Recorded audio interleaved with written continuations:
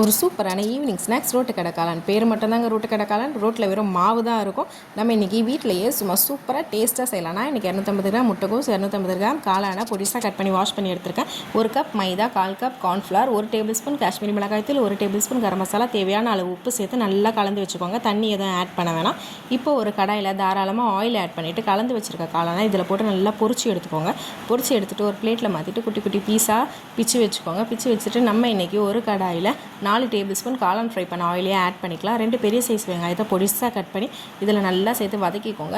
ஒரு 2 பச்சை மிளகா, ஒரு கொத்து கருவேப்பிலை, 1 ஸ்பூன் இஞ்சி பூண்டு பேஸ்ட்டு போட்டு நல்லா வதக்கிக்கோங்க. வெங்காயம் நல்லா வதங்கினதும் 1/4 ஸ்பூன் மஞ்சத்தூள், 1/4 ஸ்பூன் கரம் மசாலா, 1/2 ஸ்பூன் காஷ்மீரி மிளகாய்த்தூள், 1/2 ஸ்பூன் மல்லித்தூள், கொஞ்சமாக சால்ட் ஆட் பண்ணிவிட்டு பச்சை ஸ்மெல் போகிற வரைக்கும் வதக்கிக்கலாம். நான் இப்போ 3 table spoon tomato sauce, 1/2 table spoon soya sauce இதில் ஆட் பண்ணிக்கோங்க. ஆட் பண்ணிவிட்டு நம்ம பொரிச்சு வச்சுருக்கிற காளானை இதில் போட்டு நல்லா ஸ்மாஷ் பண்ணிக்கோங்க. ஸ்மாஷ் பண்ணி எடுத்துகிட்டு நான் இன்றைக்கி 2 டேபிள் ஸ்பூன் கார்ன்ஃப்ளவரை தண்ணியில் கலந்து இதை ஆட் பண்ணிக்கிறேன். ஆட் பண்ணிவிட்டு ஒரு 5 நிமிஷம் போலேயே லோ ஃப்ளேம்லேயே இருக்கட்டும்.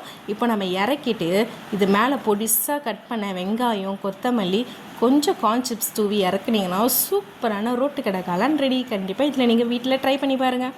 வீடியோ பிடிச்சிருந்தா மறக்காமல் நம்ம சேனலை சப்ஸ்கிரைப் பண்ணிடுங்க, லைக் பண்ணுங்கள். பாய்.